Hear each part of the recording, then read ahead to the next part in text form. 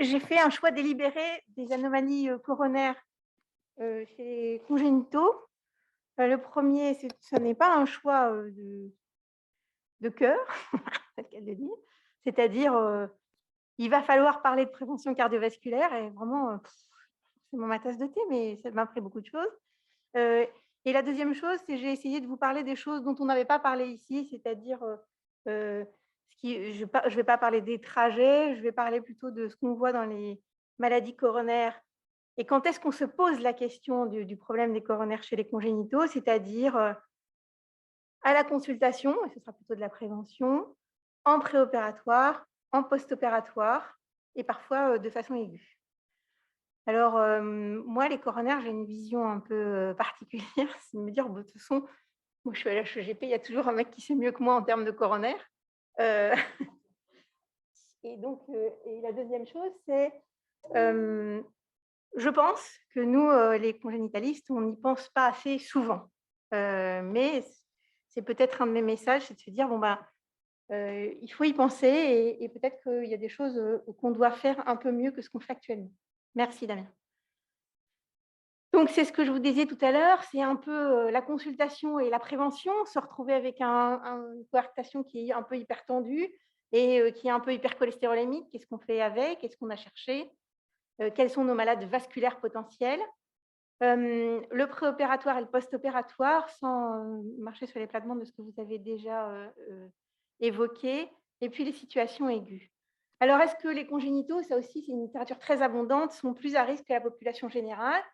Quand on regarde dans les études un peu partout, sur les Taïwanais, on s'aperçoit que les congénitaux sont plus à risque de faire d'abord des événements cardiovasculaires coronariens, avec un risque de 2,9 et de 2,2 pour les AVC, j'ai enlevé ça, une des caractéristiques aussi, et on le connaît chez les patients diabétiques en particulier, c'est que c'est souvent asymptomatique et que si on fait des coros à des gens pour autre chose que les coronaires, donc sans symptômes, on va trouver 10% de ces patients autour de 50 ans qui auront des anomalies coronaires et moins chez les patients complexes.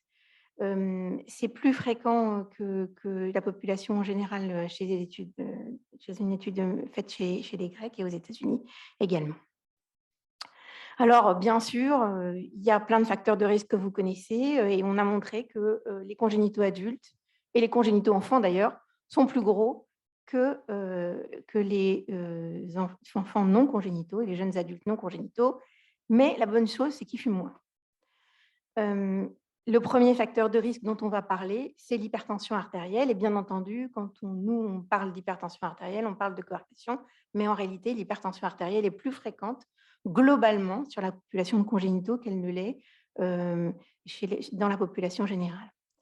Et donc, bien entendu, on va avoir dans l'idée les coarctations et le parangon de tous les facteurs de risque, réunis, c'est par exemple, le syndrome de Turner qui associe, des anomalies rénales, un syndrome métabolique, parfois des bicuspidies avec des anomalies de position, l'hypertension artérielle sans ou avec coarctation opérée, etc. Et quand on regarde les Turner, il y a un papier très récent qui a regardé, si on regarde les Turner, finalement, ce n'est pas en soi le Turner qui donne la maladie coronaire, c'est le syndrome métabolique, puisque quand on les compare avec d'autres patients du même profil, il n'y a pas de surrisque.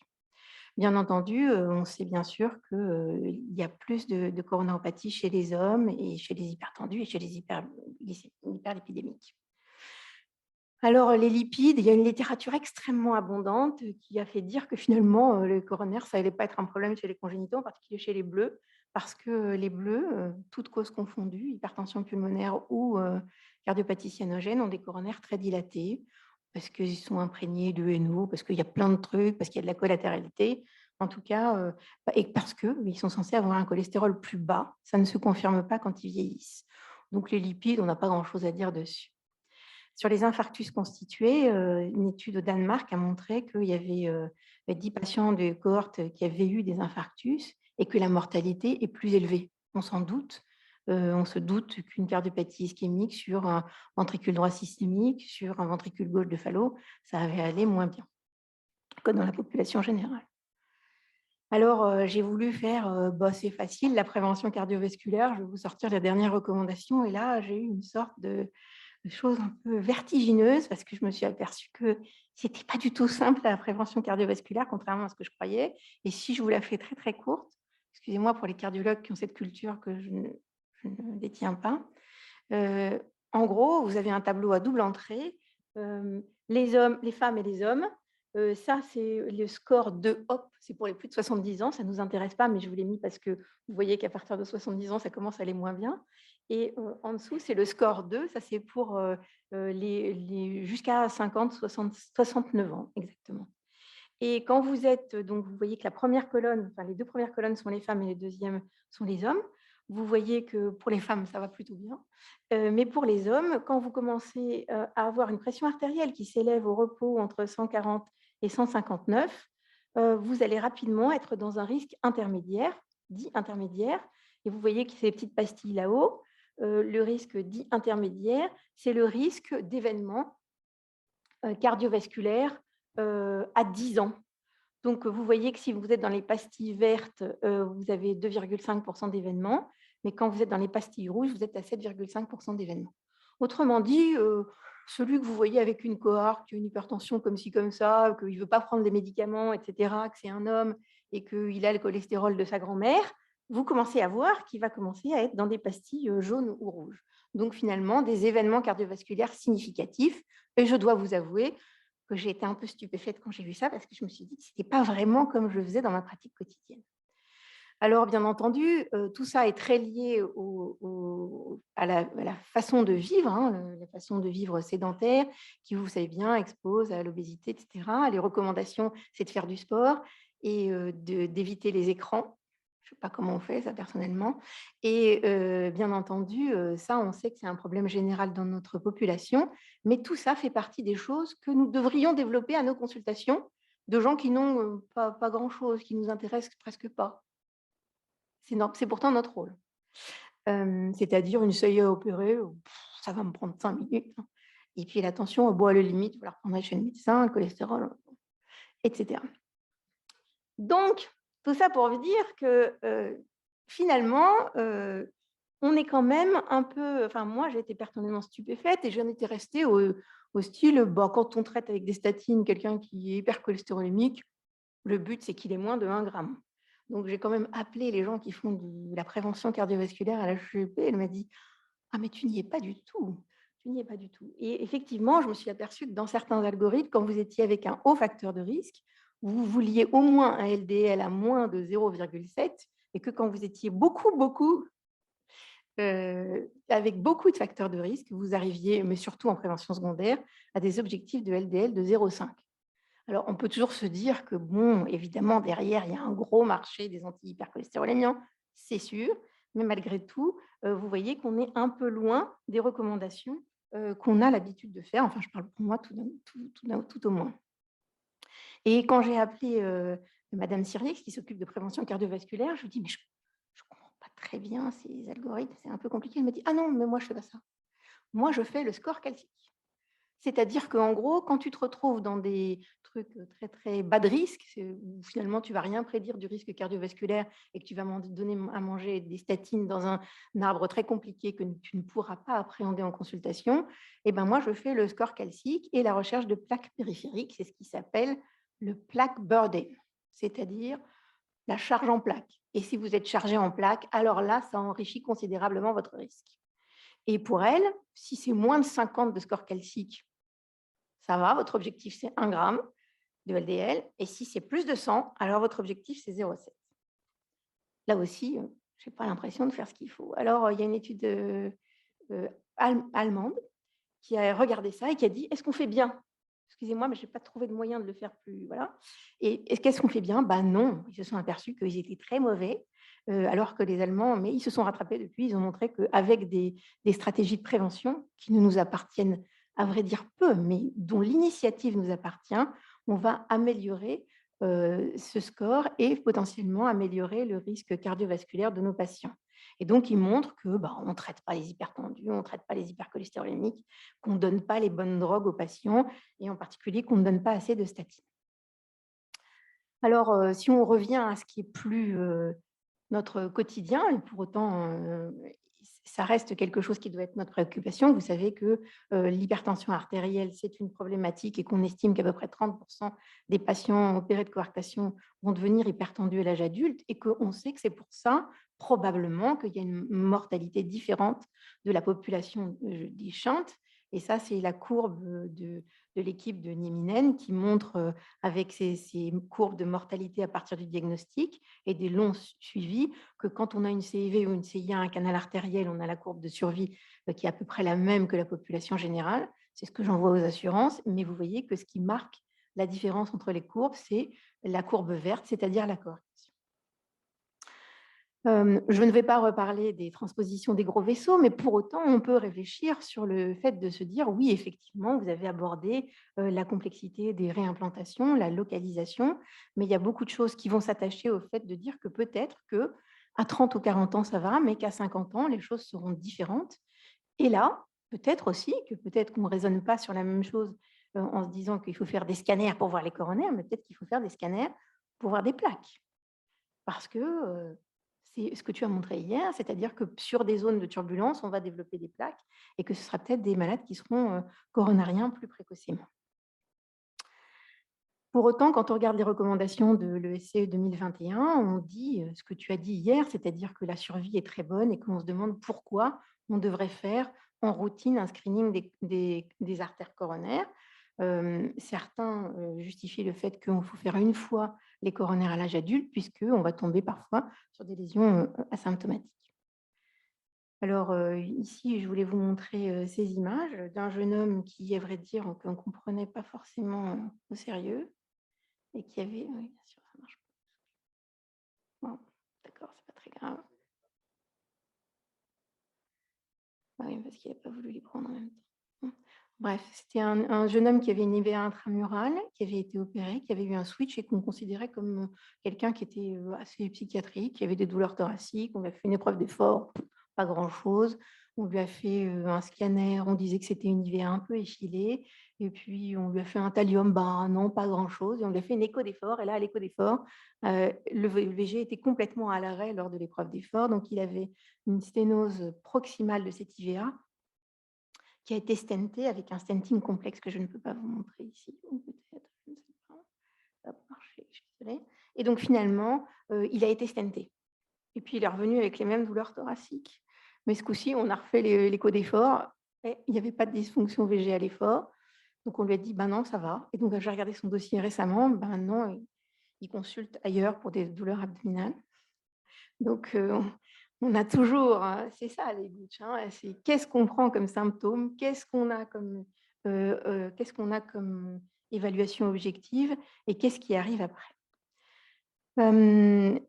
La deuxième, donc dans ces patients qui sont donc possiblement coronariens, on a parlé de ces facteurs de risque. Tu as dit, Olivier, que c'était bien entendu toutes les chirurgies qui comportaient des relocalisations des coronaires, bien entendu. Sur le plan clinique et sur le plan natif, on n'en a pas parlé, mais on a aussi vu des patients qui ont des syndromes de Noonan.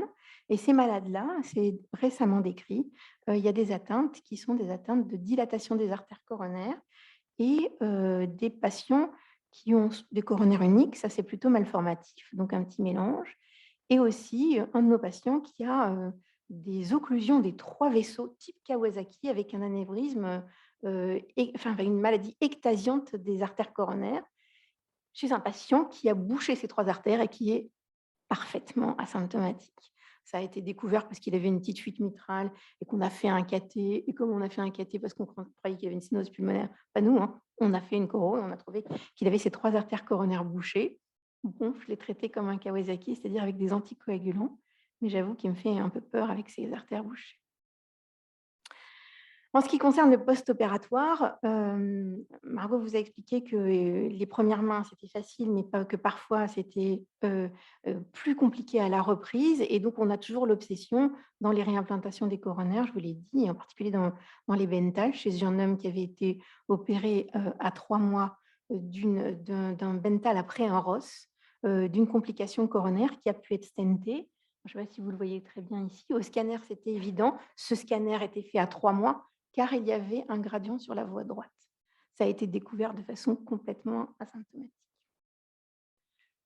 Et puis, il y a toutes les choses qu'on connaît, c'est-à-dire que vous avez décrites, la compression par la voie pulmonaire dans les anomalies coronaires, la compression lors des valves percutanées, et Guity vous en a parlé. Et dans ce cas, je suis désolée que ça ne puisse pas marcher, cette chose un peu atypique où c'était un monsieur qui avait un sénigne, avec des implantations itératives de pacemaker à l'intérieur, à l'extérieur, à l'extérieur, à l'intérieur. Et puis finalement, il avait été stenté auparavant sur un chenal cave inférieur et on lui avait stenté le chenal cave supérieur. À J5, il a commencé à avoir des douleurs thoraciques atroces et avec une tropo qui s'est élevée. Et c'est dommage que je ne puisse pas vous montrer. Et donc, ce qu'on voyait là, c'est que sa circonflexe qui naissait de sa coronaire droite sur un nerf transposé avait été comprimé, voire complètement effilé par le stent dans la veine cave supérieure. Donc, tout est possible chez les congénitaux, surtout dans les montages compliqués. Enfin, dans les bicuspidies, souvent, dans le phénotype 1, les deux artères gauches naissent de façon séparée. Et ça, c'est des choses qui doivent être aussi connues en préopératoire pour la protection myocardique. Alors, les alcapa, je ne vais pas vous en parler, ça existe chez l'adulte aussi, mais le phénotype adaptatif est très intéressant dans la mesure où, par exemple, chez ce monsieur qui avait été vu en échographie pour un souffle diastolique, où on ne trouvait pas d'IA, il avait un souffle diastolique parce qu'il y avait une sorte de vol vasculaire de la droite vers la gauche dans l'artère pulmonaire. Et ce qu'il avait développé, c'est évidemment une circulation collatérale énorme, mais il avait même dilaté son IVA. Et il a été opéré. Enfin, c'est à la fois, c'est tout un mélange de cardiopathies qui peuvent se voir, et en particulier chez les patients qui sont cyanogènes, bien entendu, des emboles silencieux, les mêmes que ceux qu'on connaît pour les AVC au scanner fait de façon systématique. Et ce patient que je ne peux pas vous montrer, c'est une cardiopathie native qui n'a jamais pu être opérée, un fallo. Et j'ai fait faire une IRM, et Elie Mousseau m'a dit il faudra peut-être regarder les coronaires de tes malades, hein, parce qu'il a un infarctus inférieur. Alors, j'étais à peu près stupéfaite. Bien entendu, on a fait une choro et cette choro n'a pas montré d'anomalie, mais on peut imaginer que chez un malade qui a une coronaire droite entièrement occupée à faire du ventricule droit hypertrophié, on puisse avoir un vol vasculaire ou peut-être des emboles sur cette circulation. Enfin, je terminerai pour vous dire que en préopératoire, l'évaluation des coronaires est bien entendu cruciale, Margot l'a dit et Olivier aussi, pour essayer de comprendre comment elles se répartissent et qu'est-ce qu'on va trouver à la fois derrière le sternum, mais aussi parfois entre les vaisseaux. Et en ce moment, nous avons un jeune homme qui vient de Nouvelle-Calédonie, qui a une endocardite de la voie droite sur une abso qui a été opérée en Australie et qui n'est pas valvé. Et il a, c'est dommage que ça ne se voit pas, il a une IVA qui naît de la coronaire droite un peu tournée, comme Lucille vous l'a montré, et cette IVA passe entre les deux vaisseaux, c'est-à-dire que le chirurgien, d'abord, il n'a là aussi aucun symptôme, il fait du trekking et tout ça, il n'a aucun symptôme sur cette IVA qui passe entre les deux vaisseaux et dont on voit nettement aux angiographies qu'elle est comprimée par le passage entre les deux vaisseaux. Et ce trajet ne parle pas, mais il est fondamental de le connaître pour le bilan post-opératoire. En conclusion, les adultes congénitaux ne sont pas protégés. Une grosse littérature qui disait on n'aura pas de problème parce qu'ils n'auront pas de cholestérol. Les facteurs de risque ne sont pas inférieurs, mais sont parfois même supérieurs en raison de la sédentarité des facteurs de risque. Il y a un travail de prévention que nous faisons et que nous ne faisons pas bien, je pense, pour l'instant. J'aimerais bien vous dire que pour le reste, on est bien meilleur. C'est-à-dire que maintenant qu'on fait de la prévention et de l'éducation thérapeutique chez nos patients, on s'aperçoit que nos patients connaissent mieux leur traitement que les coronariens. Quand on fait la visite, on s'aperçoit que ce travail-là, on l'a fait et on l'a très bien fait. Par contre, le travail de prévention cardiovasculaire, on a encore du travail. J'espère vous avoir montré qu'il y a un caractère silencieux de ces complications coronaires et qu'il faut avoir le scanner très facile chez l'adulte, obligatoire en préopératoire et peut-être en post-opératoire qu'on ne fait pas de façon systématique. Je vous remercie.